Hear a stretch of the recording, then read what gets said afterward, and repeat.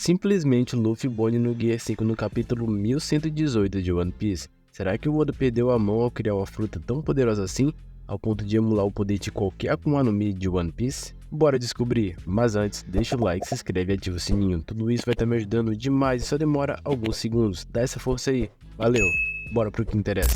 O capítulo começa onde o anterior terminou, o robô ancestral está afundando no mar após um poderoso ataque dos Gorosei, destruindo vários navios ao redor. Esse robô se mostrou inútil até o momento, já que todos tinham grandes expectativas sobre ele, sendo ele uma das poucas peças do reino antigo ligado diretamente a Joy Boy, fazendo com que a gente acreditasse que seria algo mais surpreendente, já que até o momento a única coisa que ele fez foi decepcionar a gente. Mas temos que considerar que o Luffy não estava no Gear 5, então o robô estava desativado. Mas vamos ver como as coisas se desenrolam, já que o arco de Egghead ainda não terminou, e acredito que ele será útil sim, já que eu acredito que o Oda não colocaria esse robô só para ser um ponto de referência do reino antigo. Então até o final do arco eu acredito que vai ser revelado alguma coisa muito importante sobre ele, ou ele vai ser muito importante dentro da batalha no geral, dentro do arco de Egghead. E algo interessante de se analisar é que o Oda pode ter feito o robô gigante do século perdido afundar no oceano para dar algum objetivo para ele, assim como eu tinha dito anteriormente. Lembrando do Vega Force, aquele robô gigante do início do arco de Egghead que foi criado pelo Vegapunk, inspirado no próprio robô do século perdido,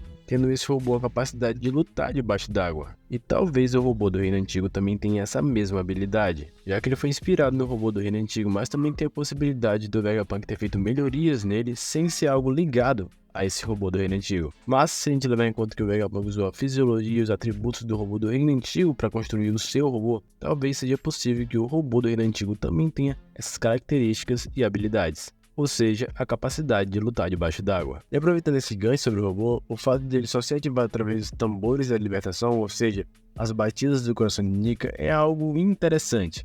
Quando lembramos que esse robô apareceu misteriosamente 200 anos atrás e atacou a Terra Sagrada de Marijoa, mas sem causar nenhum dano, algo fica evidente. Houve o despertar de algum usuário da fruta de Nika, algo que eu acho extremamente improvável, ou, como eu vi uma teoria na internet, sendo ela muito válida, a Toki, a esposa de Oden, pode ter um robô gigante do século perdido 600 anos no futuro, com os poderes da Toki Toki no Mi. E quando a gente se lembra que os poderes da Toki fazem com que ela transporte alguém ou a si mesmo por anos ou até mesmo séculos no futuro, tudo se encaixa. Pensa aqui comigo. Aquele robô não era para estar ali, muito menos ligado, já que Joy Boy não estava vivo há mais de 600 anos. E isso preencheria algumas lacunas, como o fato de o robô estar em um canto onde ele não deveria estar. Também está ligado sem uma bateria, ou seja, sem os tambores da libertação, as batidas do coração de Nika. Isso teria acontecido da seguinte forma: o robô estaria sendo alimentado pelas batidas do coração de Joy Boy daquela época, antes de ser transportado para o futuro por Toki, por algum motivo que a gente desconhece. Isso explicaria a queda repentina de energia e também o fato dele estar naquele local, já que ele teria ficado longe de Joy Boy, perdendo assim a sua fonte de energia. É que os poderes da Toki transportam o indivíduo pelo tempo, mas conservando seu local de origem, deixando evidente que o campo de batalha onde o robô estava lutando seria a própria Terra Sagrada de Marijoa. Isso casaria muito bem com uma teoria que eu fiz sobre a morte de Joy Boy e também sobre os Kozuki ser ligado a isso. Quando terminar o vídeo, dá uma olhada lá, tá aqui no card.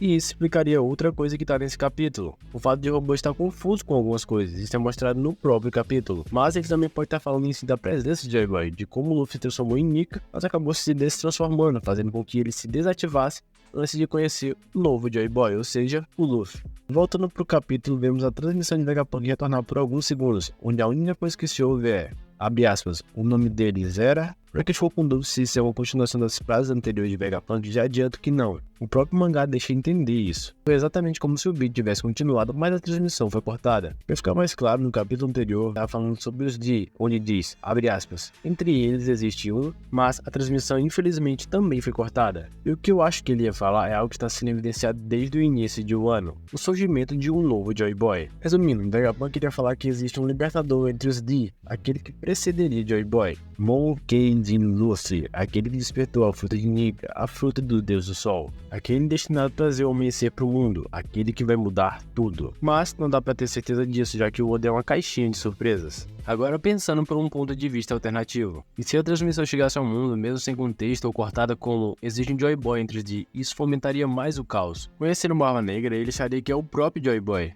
E mesmo que esse não fosse o caso, isso poderia levar as pessoas a lutar contra o governo mundial, acreditando que o Libertador voltou. Assim como aconteceu em Dressrosa quando o Luffy ficou desacordado. E as pessoas tinham esperança em sua volta para libertar a nação. Mas, nesse caso, isso tomaria proporções muito maiores, fazendo com que existisse guerra em várias partes do mundo contra o governo mundial. E neste capítulo, o Vegapunk deixa no ar, abre aspas, o nome deles era, fecha aspas, possivelmente revelando o real significado do nome dos D. A minha posição sobre o capítulo é que não teve grandes revelações, mas sim complementos sobre a principal notícia dada por Vegapunk capítulos passados, o grande dilúvio que vai inundar o mundo de One Piece. E algo que todos provavelmente queriam que fosse exposto é o nome do grande reino antigo, mencionado pelo professor Clover nos capítulos mais antigos do mangá.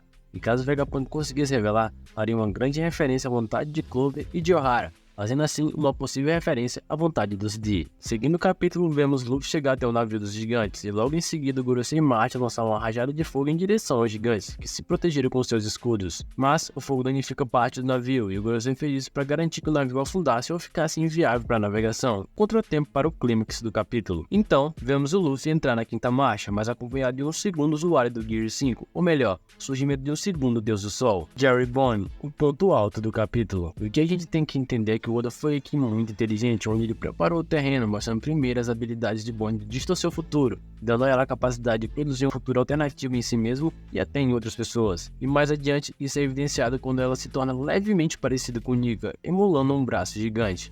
E agora vemos ela literalmente no Gear 5. Mas fica a pergunta, qual o limite dessa fruta? Porque parece que não tem um. Segundo Gorosei Saturno, a fruta de Bond tem um limite, a noção da realidade. Quanto mais se conhece a realidade, menos versões alternativas podem ser imaginadas. Para ficar mais fácil de entender, pense em uma criança, que geralmente tem uma mente muito fértil e acredita que pode fazer um Rasengan ou soltar um Kamehameha. Ela acredita naquilo porque não tem uma noção concreta da realidade, fazendo com que ela acredite que aquilo é realmente possível. Bonnie viu o Nika real, ou seja, o Luffy, e voltou a acreditar em Nika, podendo assim se tornar ele nesse futuro que ela acreditava, nessa versão onde ela queria ser mais livre. E isso é meio bizarro, mas acredito que ela não seja tão forte quanto o Luffy, já que provavelmente ela acredita que nunca será tão forte quanto o verdadeiro Nika, porque para ela, ele é um deus. E mesmo as frutas poderosas estão atreladas à força do usuário, o que pode limitar os poderes de Bond. É aquela ideia, um portador fraco com uma fruta forte, ou um portador forte com uma fruta fraca. Mas seria algo meio controverso, já que ela poderia se imaginar em um futuro onde ela se tornaria a pirata mais forte de todos os tempos.